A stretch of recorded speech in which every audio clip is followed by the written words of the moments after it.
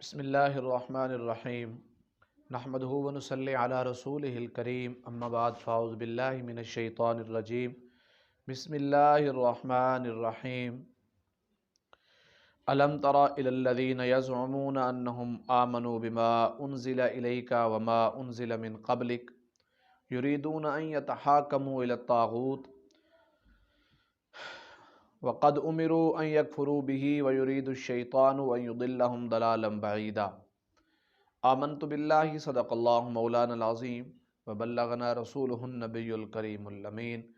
ونحن على ذلك لمن الشاہدین والشاکرین والحمد للہ رب العالمین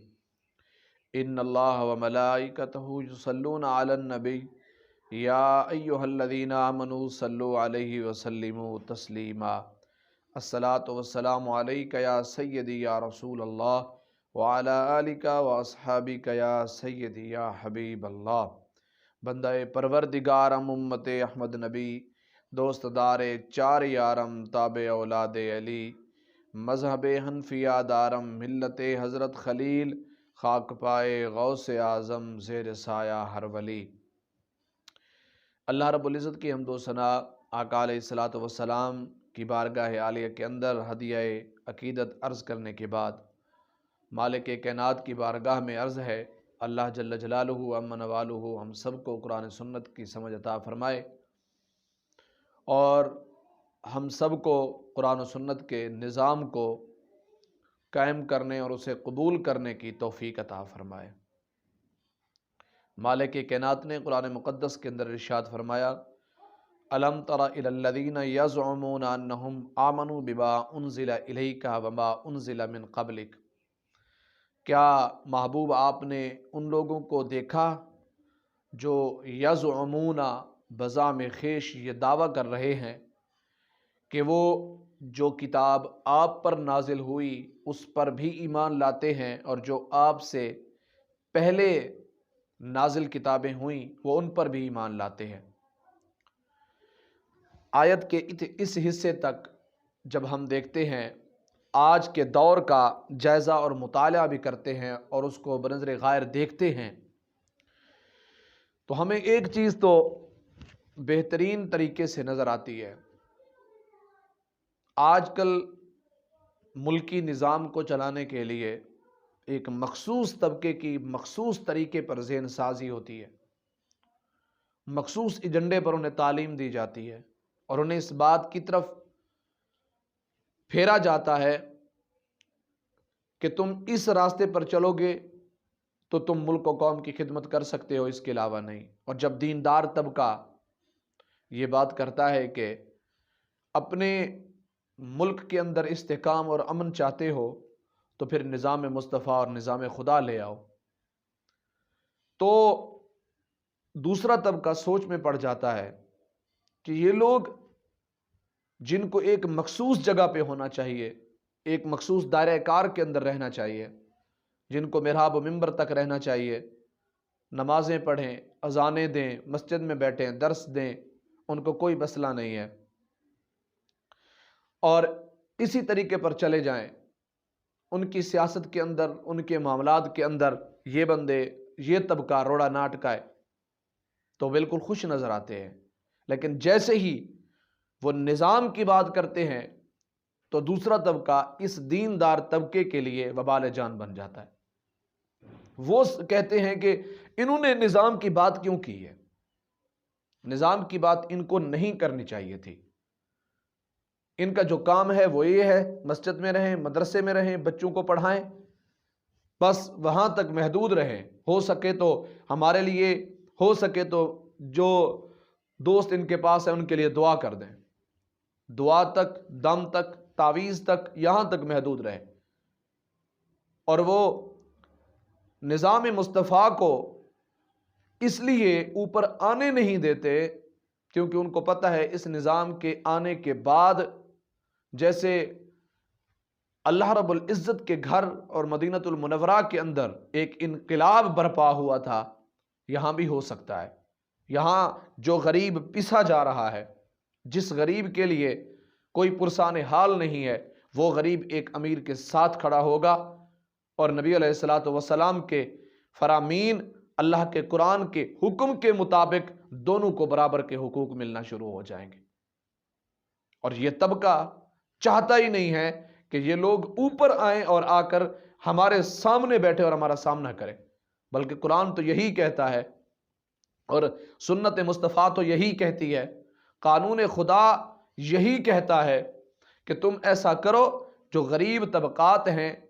ان کو بھی حق ملے گا، اور پھر مساوات بھی اسی طرح قائم ہوتی ہے کہ عوام کا بندہ نیچے سے اٹھ کے جب اوپر کی طرف جاتا ہے پھر اس کے لیے معاملات سمجھنا، نیچے والوں کے معاملات کو دیکھنا آسان ہو جاتا ہے۔ اگر ایک بندے کے باپ دادا بھی اسی لائن پہ ہیں، سیاست میں ہیں، اور وہ اس کو پتہ ہی نہیں ہے کہ غریبی کیا ہوتی ہے، اس کو پتہ ہی نہیں ہے کہ جب بنیادی ضروریاتی چیزیں ہمیں نہ ملیں تو پھر کتنی تکلیف سے گزرنا پڑتا ہے، اس کو وی وی آئی پی پروٹوکول ملتا ہے اور دوسرے معاملات میں وہ پھر عوام کی نمائندگی، غریب کی نمائندگی نہیں کر سکتا۔ یہاں تک مالک کائنات نے ان کے اس دعوے کو مسترد کیا جو کہتے ہیں کہ ان علماء کرام کا جو ہے نا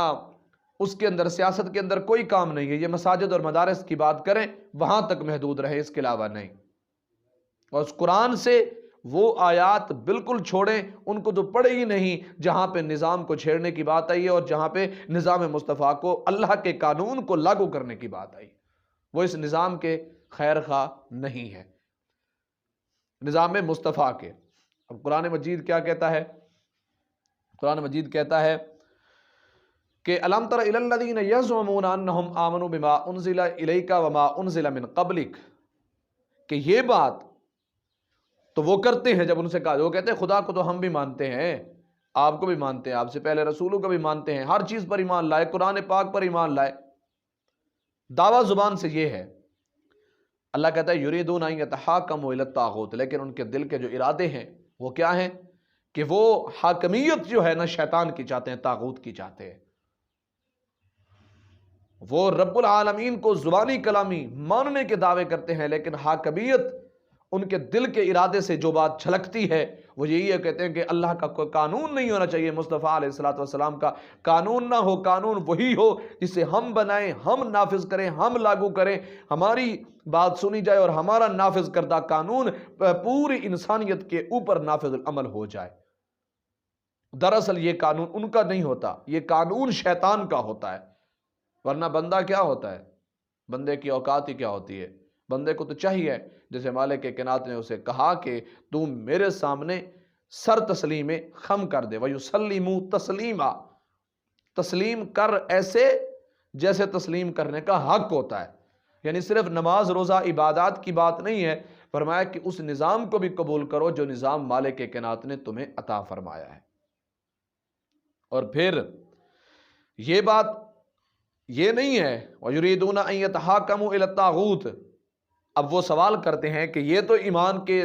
معاملات میں سیاست کو کیوں گھسیٹ رہے ہو مذہبی معاملات میں، جیسے آج کل معقولہ ہوتا ہے ہمارے احباب کا کہ سیاست کو مذہب سے دور رکھو، مذہب کو سیاست سے دور رکھو۔ دراصل یہ نہیں ہوتا کہ مذہب سیاست میں آئے گا تو بدنام ہو جائے گا، یا سیاست مذہب میں آئے گی، جمہوریت آ جائے گی تو اس میں کوئی پر لگ جائیں گے، ایسا بالکل بھی نہیں ہوتا۔ ہوتا دراصل یہ ہے کہ مذہب کو سیاست سے دور رکھنے کا جو نعرہ بلند کیا جاتا ہے وہ صرف اس لیے ہوتا ہے کیونکہ نظام خدا جو ہے وہ انسانی حقوق کی پاسداری کرتا ہے، اور طاغوتی نظام جو ہے وہ انسانی ذہنوں سے لے کر انسانی حقوق تک سب پر ڈاکہ زن ہوتا ہے، اور ڈاکوئی ہمیشہ دوسرے قانون کی مخالفت کرتے ہیں، اور جو ڈاکو نہیں ہوتے وہ کبھی مخالفت نہیں کرتے۔ اور اللہ تعالیٰ کیا کہتا ہے وَقَدْ أُمِرُوا أَن يَكْفُرُوا بِهِ، حالانکہ جب ان کو ایمان کی دعوت دی گئی تھی ان کو یہ بھی بتایا گیا تھا، ان کو اس بات کا بھی حکم دیا گیا تھا کہ طاغوتی نظام سے کنارہ کش ہو جاؤ گے۔ یہ نہیں ہے کہ تم ایمان کا دعویٰ بھی کرو، اللہ اور اس کے رسول کے ساتھ اپنی نسبت کو قائم بھی کرو، تعلقات بھی تمہارے ہوں، لیکن تم کرو کیا؟ تم نظام خدا جو ہے نا، نظام مصطفیٰ جو ہے اس سے دور بھاگتے رہو، اور یہ تمہیں اچانک تم پر نہیں آیا، یہ نہیں ہے کہ یہ بات تم پر اچانک ہے، بلکہ یہ تو جب تمہیں ایمان لانے کا حکم دیا جاتا ہے تب اس کے ساتھ یہ بھی کہا جاتا ہے، اس بات کا بھی حکم ہوتا ہے کہ تم نے نظام خدا کو سپورٹ کرنا ہے، نہ کہ طاغوتی نظام کو سپورٹ کرنا ہے۔ وَيُرِيدُ الشَّيْطَانُ أَن يُضِلَّهُمْ ضَلَالًا بَعِيدًا، فرماتے ہیں پھر کیا ہوتا ہے، وہ جب اپنے نظام کو چھوڑ کر، قرآن و سنت کے نظام کو چھوڑ کر کسی دوسرے نظام کی طرف چل پڑتے ہیں، شیطان کے نظام کی طرف چل پڑتے ہیں، تو پھر صرف اور صرف یہی بات پیچھے رہ جاتی ہے کہ وہ گمراہ ہو جاتے ہیں، اور ان کی گمراہی بڑی دور تک ان کو لے جاتی ہے۔ اگر وہ صرف اور صرف ایک چیز کی گمراہی کی، ایک چیز کی بات کرتے ہوتے، انکار کرتے ہوتے تو پھر اور بات تھی، لیکن یہاں تو وہ پورے نظام جس پر پوری انسانیت کی بنیاد کھڑی ہوئی ہے اس کا ہی انکار کر رہے،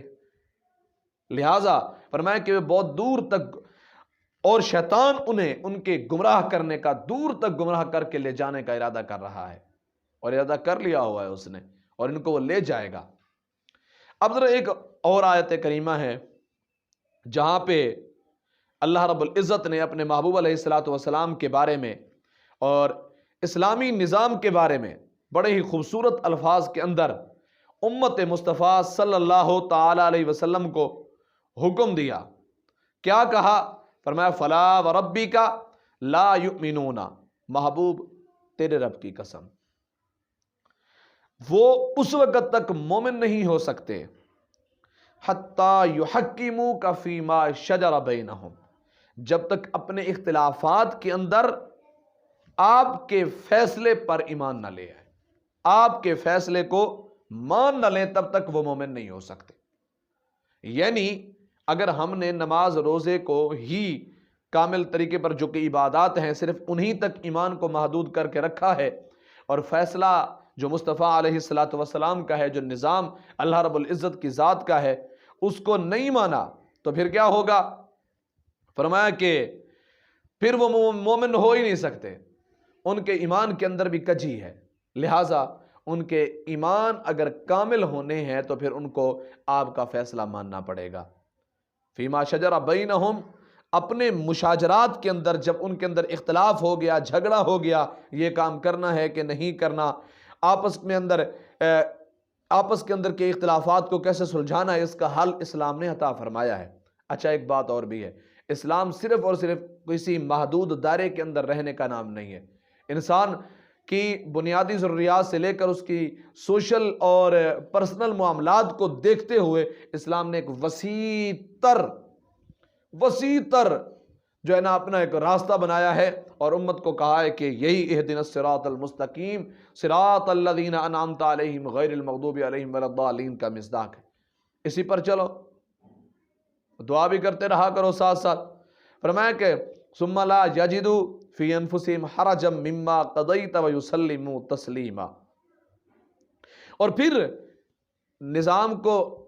اوپر سے دل سے مان لیا، دل سے نہیں مانا بلکہ زبان سے مان لیا، اور پھر دل کے اندر یہ خیال آیا کہ میں نے اس نظام کو مانا ہے، میرا اس کی وجہ سے نقصان ہو گیا ہے، میں اب کیا کروں؟ فرمایا کہ اس طرح اللہ کے نظام کے فیصلے کے اوپر تھوڑا سا دل کے اندر تھوڑی سی کجی لے کے آنا، یہ بھی مالک کائنات کو پسند نہیں ہے۔ اللہ جل جلالہ وعمن والہ اس بات کو بھی پسند نہیں فرماتا۔ فرمایا کہ وَيُسَلِّمُ تَسْلِيمًا، ہم مومن اسی کو قرار دیں گے جو رسول اللہ صلی اللہ علیہ وسلم کے فیصلے کے آگے اپنے سر کو تسلیم خم کر دے۔ اگر وہ یہ کام نہیں کرتا، سر کو تسلیم خم نہیں کرتا، اور ہر فیصلہ جو ذات خدا کا، ذات مصطفیٰ کا ہے، اس کے آگے اپنے آپ کو نہیں جھکاتا، تو پھر ہم اسے مومن کی کسوٹی پر نہیں پرکھ سکتے۔ اور قرآن مجید کے اندر اور بھی بہت ساری چیزوں کو ذکر کیا، فرمایا کہ وَمَا اخْتَلَفْتُمْ فِيهِ مِنْ شَيْءٍ فَحُكْمُهُ إِلَى اللَّهِ، اگر تمہارے اندر کسی چیز کا اختلاف ہو جائے تو فیصلہ اللہ کا ہوگا۔ یہ نہیں کہا کہ اگر تم کچھ کر بیٹھو، کوئی اختلاف وغیرہ ہو جائے یا کوئی اس طرح کا مسئلہ بن جائے تو پھر خود فیصلے کرتے پھرو، یا جیسے شیطان کے فیصلے ہیں انہی پر چلتے رہو۔ شیطان تو انسان کا یہ کھلا دشمن ہے، وہ تو انسان کو بھٹکاتا ہے اور پھر اسی نظام کی بالادستی ہوتی ہے۔ آج ہمیں یہ باتیں سننے کو ملتی ہیں کہ فلاں مسئلہ تم کرتے ہو۔ ہمارے ہاں ایک بہت پہلے کی بات ہے، ایک جناب یہاں تشریف لائے تھے، تو مسجد کے اندر بیٹھ کر وہ سیاسی معاملات کی گفتگو کرنا چاہتے تھے، تو اس فقیر نے ان کے آگے اپنی عاجزانہ رائے رکھی کہ مسجد کے ساتھ ملحق ایک کمرہ ہے، آپ وہاں تشریف لے چلیں، وہاں پہ بیٹھ کے بات کرتے ہیں۔ تو انہوں نے کہا کہ ان کا سیاسی بیک گراؤنڈ ہے، تو کہتے ہیں کہ میں ثابت کروں گا، میں یہ ثابت کروں گا، میں کروں گا کہ نبی علیہ السلام ایسا کیا کرتے تھے اور حضور کے معاملات ویسے ہوا کرتے تھے۔ تو مجھے یہ سوچ کر حیرانگی ہوئی کہ جن لوگوں کو کبھی مسجد میں جب بات ہوتی ہے فیصلہ کرنے کی، جب بات ہوتی ہے کہ قرآن و سنت کے مطابق فیصلے کیے جائیں، تو وہ لوگ اس کی مخالفت کرتے ہیں، اور جب اپنی بات آتی ہے مفادات کی، پھر انہی مساجد کو اور شاعر اللہ کو اپنے مفادات کے لیے استعمال کرنے کے لیے سر دھڑ کی بازی اور دلائل دینا شروع کر دیتے ہیں۔ پھر ہم نے بھی انہیں کہا تھا کہ ایسی بات نہیں ہے کہ آپ یہاں پہ تشریف لائے ہیں تو ہمارا حق یہ ہے کہ ہم آپ کی عزت کریں، آپ مہمان ہیں، ورنہ دلائل نہ تو ہمارے پاس کم ہے اور نہ ہی کوئی اس طرح کا مسئلہ ہے کہ ہم آپ کو یہاں پہ بٹھائیں اور ہمارے پاس جبکہ دوسری جگہ موجود بھی ہے۔ لہذا یہ بہت ساری چیزیں ہو جاتی ہیں، اگر تمہارے اختلافات ہیں تو پھر قرآن و سنت کی طرف رجوع کرو، لیکن ہم اس کا برعکس کر رہے ہیں۔ ہمارے طلاق سے لے کر اسلامی معاملات جتنے بھی ہیں، ہم ان کو بھی اب باہر ڈھونڈنے کی کوشش کرتے ہیں، اور وہاں پہ دیکھتے ہیں کہ کون ہے ایسا جو ہمیں اپنی مرضی کا دین بتائے گا اور ہمیں کہے گا کہ ہاں واقعی تم ایسا کر سکتے ہو، لہٰذا یہ تمہارے لیے جائز ہو گیا ہے۔ لہذا ایسے معاملات جو ہے نا، یہ انسان کو خراب ہی کرتے ہیں۔ قرآن مجید ایک جگہ اور ارشاد فرماتا ہے، فَإِن تَنَازَعْتُمْ فِي شَيْءٍ فَرُدُّوهُ إِلَى اللَّهِ وَالرَّسُولِ، اگر تمہارا کسی معاملے کے اندر جھگڑا ہو گیا، تم اللہ اس کے رسول کی طرف لوٹا، خدا اس کے رسول کے نظام کی طرف لوٹا۔ تم یہی سمجھ رہے تھے نا کہ یہ دین ختم و درود کا دین ہے، مسجد میں بیٹھ کر اللہ اللہ کرانے کا دین ہے، گو کہ ہے نماز تک محدود رکھنا، مال سے سال کے بعد زکوٰۃ لے لینا، اگر زیادہ پیسے ہیں تو پھر حج کو چلے جانا، یہ دین صرف انہی جو ہے نا احکامات تک ہمیں محدود کرے گا، تو یہ غلط فہمی ہے۔ دین صرف انہی احکامات پر ہمیں محدود کر کے رکھنے کے لیے نہیں آیا، بلکہ دین نے ہمیں کہا ہے کہ مصطفیٰ علیہ السلام کے آنے سے پہلے یہ زمین گندگی اور کفر سے بھر چکی تھی۔ نبی علیہ السلام کی آمد سے قبل آپ دیکھیں، تاریخ کا مطالعہ کریں کہ کس قدر معاشرے کے اندر تنگ نظری اور گندگی پائی جاتی تھی، جہاں پہ انسانیت کی توہین ہوا کرتی تھی، جہاں پہ ایک مذہب کے ماننے والے دوسرے مذہب کے ماننے والوں کو اتنا ذلیل سمجھتے تھے جس کی انتہا نہیں ہے۔ آقا علیہ السلام کے قدم رحمت کا زمین پر لگنا تھا کہ زمین پر انقلاب آنا شروع ہو گیا، اور یہ انقلاب آیا اس کے لیے مصطفیٰ علیہ السلام نے کیا کیا؟ آپ نے قربانیاں دیں، تگ و دور کی، صحابہ اکرام کی پوری تربیت کی، اور ان کو اس بات پہ راضی کیا کہ اللہ رب العزت کا جو قرآن ہے اور مالک کائنات کا جو نظام ہے اسی پر چلو۔ قرآن مقدس کے اندر سورۃ انعام کے اندر مالک کائنات نے 3 آیات کے اندر مختلف طریقوں سے ہمیں بتایا، فرمایا کہ اِنَّا أَنزَلْنَا التَّوْرَاةَ فِيهَا هُدًى وَنُورٌ، ہم نے اس سے پہلے تورات اتاری ہے، وہ ہدایت بھی تھی اس وقت کے لوگوں کے لیے، نور بھی تھی، وہ مالک کائنات کا فیصلہ تھا، اور ہم نے انہیں کیا کہا تھا کہ اپنے فیصلے اسی کے مطابق کرو۔ ہم رسول بھیجے، ہم نے علماء تھے اور بہت سارے لوگ تھے، ہم نے انہیں کہا تھا یہ ایسے فیصلہ کرو، انہوں نے فیصلہ نہیں کیا۔ پھر ہم نے کہا فَمَن لَّمْ يَحْكُم بِمَا أَنزَلَ اللَّهُ فَأُولَٰئِكَ هُمُ الْكَافِرُونَ، جو ایسا فیصلہ نہیں کرے گا، اللہ کے حکم کو نہیں مانے گا، مالک کائنات کے قانون کے مطابق فیصلہ نہیں کرے گا، تو وہ اسلام کا دعویٰ نہیں کر سکتا۔ پھر آگے انجیل کی بات کی، وہاں پر بھی مالک کائنات نے بالکل ویسا ہی موضوع دیا، مضمون دے کر مالک کائنات نے پھر وہی کہا کہ نظام جو یہ نہیں مانے گا وہ پھر کیا ہوگا، وہ فاسق ہو جائے گا۔ اور پھر اس کے آگے مالک کائنات نے ہمارے لیے کچھ چیزیں چھوڑی، فرمایا کہ تم ایسا کرو کہ نظام خدا کی طرف، نظام مصطفیٰ کی طرف پلٹ آؤ۔ جیسے پہلے ہم نے کہا تھا وہ لوگ پھر گئے، انہوں نے اللہ رب العزت کے قانون کو چھوڑا تو ان کا مقدر تباہی اور بربادی ہوئی، کہیں تمہارا ایسا نہ ہو جائے۔ اور پھر اس کے اندر منافقت کا بہت بڑا کردار ہوا کرتا ہے۔ اس نظام کے اندر جب بھی نظام کی بات کی جاتی ہے تو لوگ نفاق سے کام لیتے ہیں۔ جب آپ اپنے ووٹر کے پاس جاتے ہیں یا اپنے لوگوں کے پاس جاتے ہیں تو آپ انہیں صرف یہی کہتے ہیں کہ ہاں بھئی، ان کا جب مطالبہ بڑھتا ہے کہ جس ملک کی بنیاد نظریہ اسلام پر ہو، اس ملک کے اندر اتنے زیادہ باتیں کی جاتی ہوں اور شاعر اللہ کی تعظیم نہیں بلکہ توہین کی جاتی ہو، اور وہ بھی بڑی بڑی پوسٹوں پر براجمان لوگوں کے سامنے کی جاتی ہو، بلکہ وہ اس کے اندر خود ملوث ہوتے ہوں، پھر عوام اس بات کا جب ڈیمانڈ کرتے ہیں، جب اس کا تقاضا کرتے ہیں، تو یہ دو چہروں والے لوگ پھر دھوکہ دینے کی کوشش کرتے ہیں۔ قرآن مجید نے اس کو بیان کیا، وَإِذَا قِيلَ لَهُمْ تَعَالَوْا إِلَى مَا أَنزَلَ اللَّهُ وَإِلَى الرَّسُولِ، فرمایا جب انہیں کہا جائے آ جاؤ تم اللہ اس کی طرف جو اللہ نے نازل کیا اور رسول اللہ کی طرف آ جاؤ، ان کو بلایا جاتا ہے تم وہی دین لے آؤ، وہی قانون لے آؤ، وہی نظام لے آؤ، تو پھر وہ کیا کرتے ہیں؟ وہ آپ کے سامنے ہاں ہاں تو کر دیتے ہیں۔ قرآن مجید نے اس کو بھی بہت اچھے طریقے سے بیان کیا ہے سورۃ بقرہ کے اندر کہ وَإِذَا لَقُوا الَّذِينَ آمَنُوا قَالُوا آمَنَّا، جب آپ سے ملتے ہیں تو کہتے ہیں ہم ایمان والے، ہم تمہارے ہیں۔ وَإِذَا خَلَوْا إِلَىٰ شَيَاطِينِهِمْ قَالُوا إِنَّا مَعَكُمْ، جب اپنے شیطانوں کے پاس جاتے ہیں نا، انہیں کہتے ہیں ہم تمہارے ساتھ ہیں۔ وہ پھر پوچھتے ہیں ابھی تم نے نظام مصطفیٰ کی بات کی ہے، ابھی تم یہ بات کر رہے تھے کہ ان کے ساتھ مل کے، مولویوں کے ساتھ مل کے تم یہ کہہ رہے تھے ہم نظام مصطفیٰ لے آئیں گے، کہتے ہیں انما نحن مستہزئون، ہم ان کے ساتھ مذاق کر رہے تھے۔ وہ یہی کہتے ہیں ہم ان کے ساتھ مذاق کر رہے تھے۔ اللہ کیا کہتا ہے؟ اللہ یستہزئ بہم ویمدہم فی طغیانہم یعمہون، خدا تعالیٰ یہ تمہارے ساتھ، تم خدا کے ساتھ مذاق کر رہے تھے نا، تم نے ایسا سسٹم شروع کیا۔ اللہ فرماتا ہے پھر میں تمہیں کچھ ڈھیل دے رہا ہوں تاکہ تم اپنی طغیانی کے اندر بھٹکتے رہو، تاکہ تمہیں پتہ چلے کہ پھر جب میں تمہاری رسی کھینچوں گا پھر تمہیں پتہ چلے گا کہ اصل پکڑ ہوتی کیسے ہے۔ اور پھر قرآن مجید نے کیا کہا؟ وَإِذَا قِيلَ لَهُمْ تَعَالَوْا إِلَىٰ مَا أَنزَلَ اللَّهُ وَإِلَى الرَّسُولِ، قرآن کہتا ہے جب ان سے کہا جاتا ہے کہ نظام مصطفیٰ کی طرف لوٹ آؤ، اللہ کے رسول کی طرف لوٹ آؤ، تو وہ پھر بہانے بناتے ہیں۔ رَأَيْتَ الْمُنَافِقِينَ يَصُدُّونَ عَنْكَ صُدُودًا، منافقوں کو دیکھے گا، ان کو تو دیکھے گا، وہ جو پہلے کلمہ توحید کا نعرہ لگا رہا تھا اور اپنے آپ کو دین کا بہت بڑا، نظام مصطفیٰ کا بہت بڑا خادم سمجھ رہا تھا، جب اس کے سامنے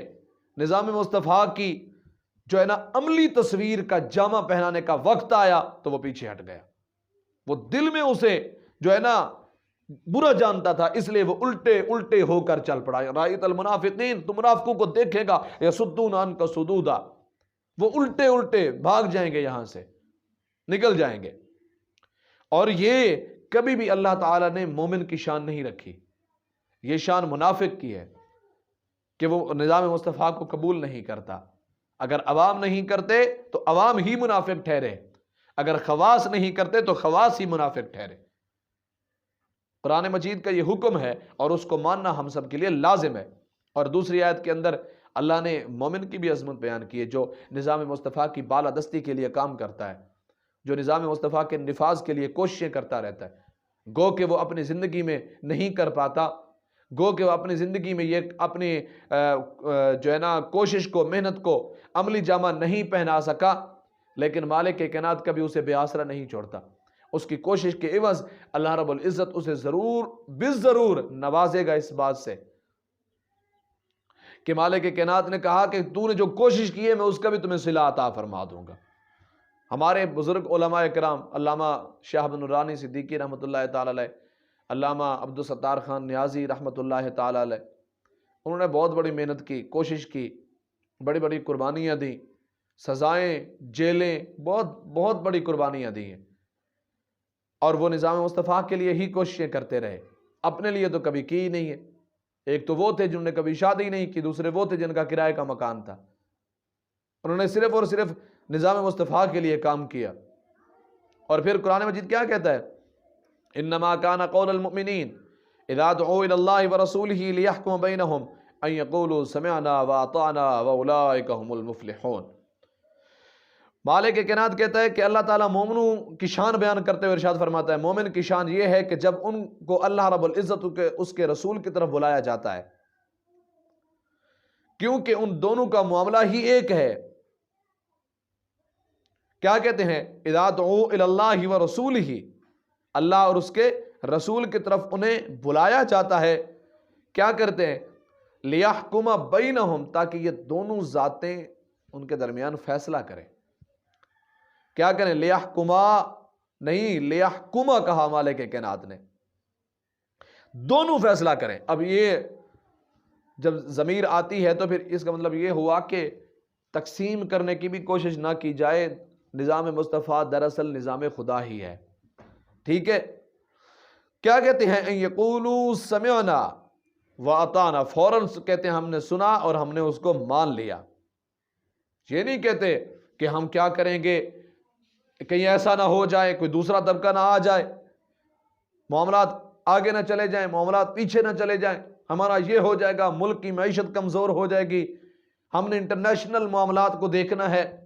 کہ وہاں پہ ہمارا پیغام کیسے جائے گا، ہماری امیج کیسے جائے گی۔ آج تک یہ بتائیں جس نے اپنی ملت کو چھوڑا ہو، کیا اقوام عالم کے اندر اس کی عزت افزائی ہوئی ہے؟ کبھی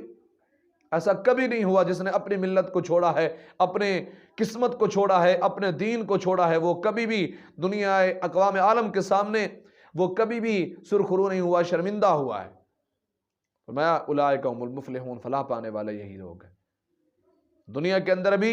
اور آخرت کے اندر بھی۔ حضرت عمر فاروق رضی اللہ تعالی عنہ کا وہ فیصلہ جو آپ نے بہت سارے علماء کرام سے سنا، حدیث پاک میں آیا نا کہ ایک منافق اور یہودی کی لڑائی ہو گئی کسی مسئلے میں، تو منافق اور یہودی آپس میں لڑ پڑے، تو یہودی کہنے لگا چلو ہم یہ فیصلہ مصطفیٰ کریم سے کرواتے ہیں، لیکن وہ کہنے لگا نہیں، منافق کہنے لگا ہم یہ فیصلہ کعب بن اشرف سے کرواتے ہیں۔ کعب بن اشرف نبی علیہ الصلوۃ والسلام کے بہت زیادہ بڑے گستاخوں کے اندر شامل تھا۔ اب وہ فیصلہ حضور کی بارگاہ میں پہنچا، حضور نے فیصلہ کر دیا، پھر یہودی تو مان گیا لیکن منافق نہ مانا، وہ اپنے حق میں فیصلہ کروانا چاہتا تھا، جیسے آج کل ہمارے منافقین اپنے حق میں فیصلہ کرواتے ہیں۔ آپ اگر روڈ پہ نہیں آتے تو آپ کے فیصلے نہیں ہوتے، اور ججز حضرات اپنے آپ کو انصاف کا بہت بڑا علمبردار کہتے ہیں، اب وہ ادھر چلے گئے، یہ ادھر چلے گئے۔ تو یہودی نے پھر کہا کہ نہیں، فیصلہ تو ہو گیا ہے، اس نے کہا میں یہ نہیں مانتا، چلو عمر کے پاس چلتے ہیں۔ جب حضرت عمر فاروق رضی اللہ تعالیٰ عنہ کے پاس گئے تو آپ نے فیصلہ فرما دیا، آپ نے اس منافق کا سر قلم کر دیا۔ تو پوچھا گیا عمر آپ نے ایسا کیوں کیا؟ کہنے لگے کہ یہ کیا بات ہوئی، جو فیصلہ خدا اور اس کے رسول کا ہے اس کی یہ جرت کہ یہ بندہ فیصلہ ہی نہ مانے۔ لہٰذا احباب ذی وقار، اپنی بقا اور اپنی بہتری کے لیے ہمیں انفرادی اور اجتماعی طور پر اللہ اور اس کے رسول کے قانون کو ماننا پڑے گا، تب ہمارا ملک بھی اور ہماری عوام بھی اور ہمارے خواص بھی عزت کی زندگی بھی جئیں گے، خوشحال بھی رہیں گے۔ اللہ رب العزت سے دعا ہے مالک لم یزل ہم سب کو قرآن سنت کے قانون کے تابع کر دے، قرآن سنت کے قانون کو ماننے کی اور اپنے اوپر نافذ کرنے کی توفیق عطا فرمائے۔ وآخر دعوانا ان الحمد للہ۔